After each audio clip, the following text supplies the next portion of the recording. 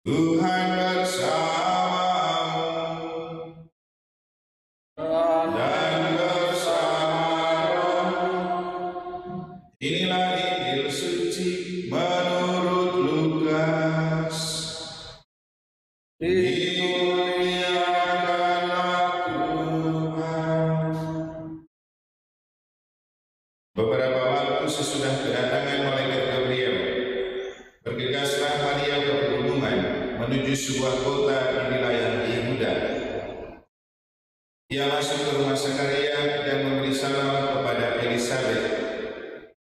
Ketika Elisabet mendengar salam Maria, melonjaklah anak yang di dalam rahimnya, dan Elisabet pun penuh dengan Roh Kudus.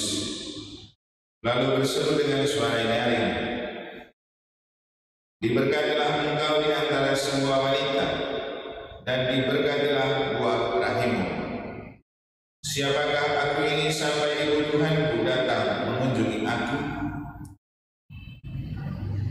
Sebab sesungguhnya ketika salammu sampai kepada telingaku, anak yang di dalam rahimku melonjak mengirangan.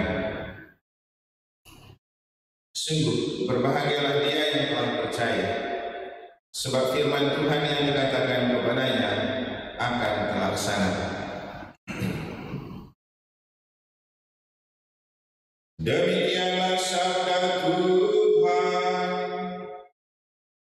Terpujilah Kristus. Siapakah aku ini sampai ibu Tuhanku datang mengunjungi aku?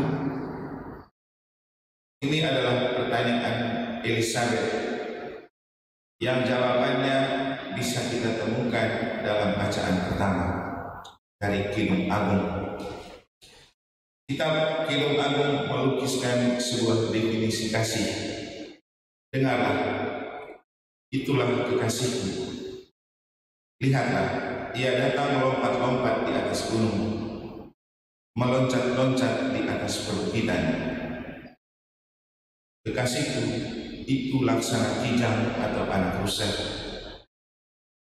Kekasih adalah lukisan konkret dari kehadiran Allah yang konkret. Karena kalau kita kasih kepanjangan, kekasih, kasih itu Allah. Itulah yang diakui oleh Yohanes, Allah adalah kasih. Dan dalam refleksi kemarin kita makin memperdalam menemukan kasih itu mencintai sampai hati terluka dan melampaui cinta yang kita miliki. Dan kasih adalah produk Tuhan, anugerah roh, buah pertama dari Roh Kudus. Sedangkan itu kerabat, sehingga kekasih adalah kerabat Allah. Maria coba memandang Elisabet sebagai kerabat Allah, kekasih. Hal itulah yang membuat Elisabet menemukan sesuatu yang berbeda dalam hidup. Sebagai saudara dan sebagai teman yang seangkatan, mungkin Maria dan Elisabet itu teman dekat.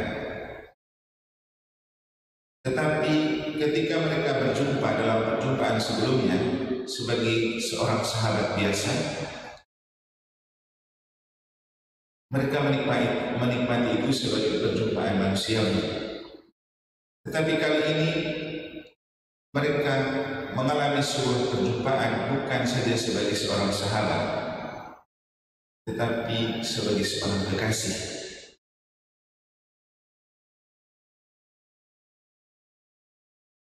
Maria datang dengan menggendong Yesus, dan Yesus adalah buah Roh Kudus, karena Maria dikandung oleh Roh Kudus.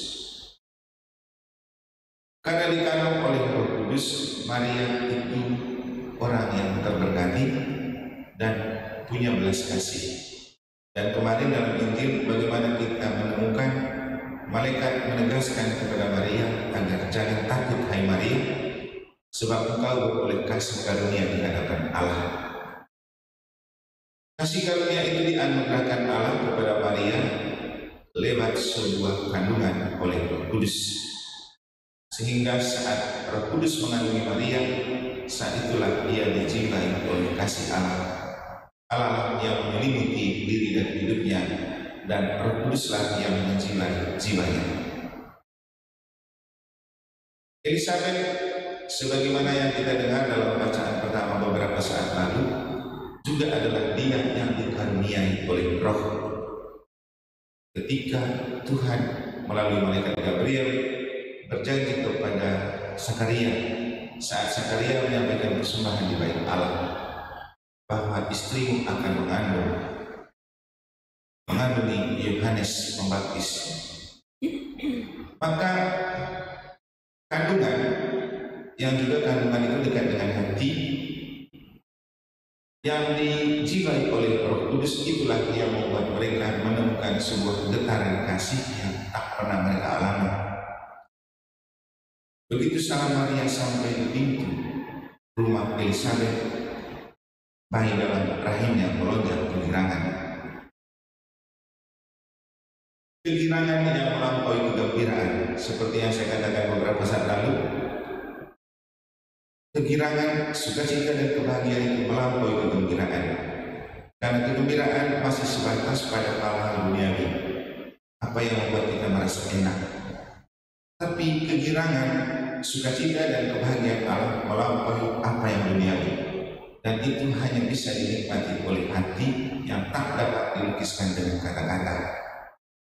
Maka sebagai sebuah ungkapan sukacita yang mendalam dan kebahagiaan yang sangat tinggi, Elizabeth cuma bisa menyampaikan, siapakah aku ini sampai ibu Tuhanku datang mengunjungi aku. Tentu pertanyaan ini tidak pernah muncul sebelumnya ketika Maria mengunjungi Elizabeth. Tetapi kali ini ada rasa berbeda, ada pengalaman berbeda, ada getaran berbeda. Dan itu karena Roh Kudus, karena Allah, karena kasih. Apa yang dialami oleh Elizabeth dan Maria sebagai bukti bagi kita arti kekasih dalam hidup.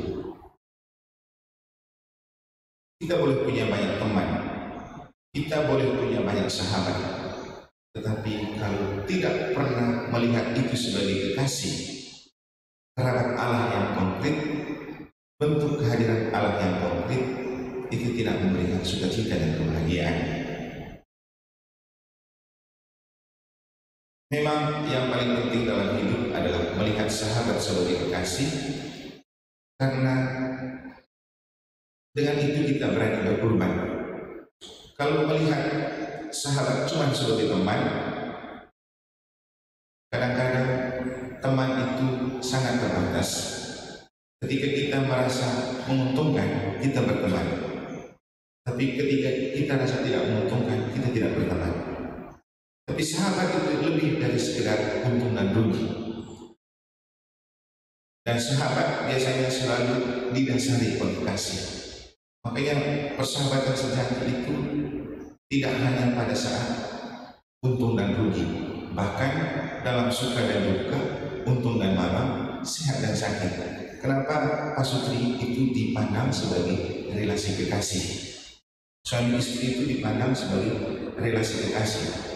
Karena relasi mereka tidak hanya sebab kalau menguntungkan kita bersuami istri, kalau tidak menguntungkan kita tidak bersuami istri, bukan. Tapi relasi kasih yang melihat suami dan istri sebagai kekasih, bentuk kehadiran Allah yang konkret, sehingga setia dalam suka dan duka, untung dan malam, sehat dan sakit. Dan Yesus pernah melukiskan relasi kasih ini dalam sebuah persahabatan sejati ketika Dia mengatakan begini, yang saya katakan waktu rekoleksi itu dari kata salib, dia bilang apa? Tidak ada kasih yang lebih besar daripada kasih seorang yang menyerahkan nyawanya untuk sahabatnya.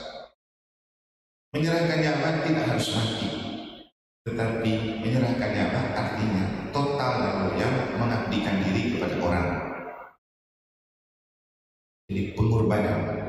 Dan inilah sahabat sejati atau kekasih ketika kita berani berkorban.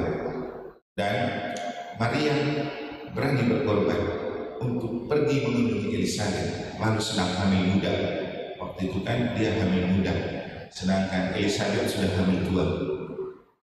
Tapi ia rela untuk mengunjungi sahabatnya untuk mengungkapkan bahwa Elisabet adalah kekasih, tanda kehadiran Allah yang konkret, citra Allah yang layak untuk dihargai, dan pertemuan dengan sebuah kesadaran bahwa siapapun yang kita jumpai adalah bentuk kehadiran Allah yang konkret. Itulah yang memberikan sukacita dan kebahagiaan yang tak dapat diberikan oleh dunia.